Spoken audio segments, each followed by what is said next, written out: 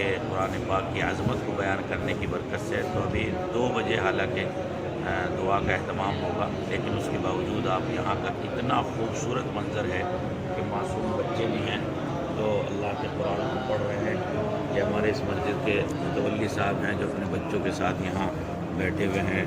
محترم عرفان صاحب، اور یہاں دیکھیے چاروں طرف جو ہے اللہ کے قرآن کو پڑھنے والے لوگ موجود ہیں۔ میں اس کے حوالے سے امت تک صرف یہی پیغام پہنچانا چاہتا ہوں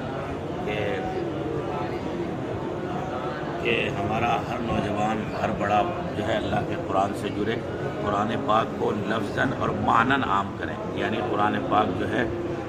اپنا پڑھنا بھی سیکھیں اور قرآن پاک کو سمجھنا بھی سیکھیں۔ پڑھنے کے لیے کسی استاذ کے پاس جانا ضروری ہے، اور سمجھنے کے لیے حضرات علماء کی مجالس میں بیٹھنا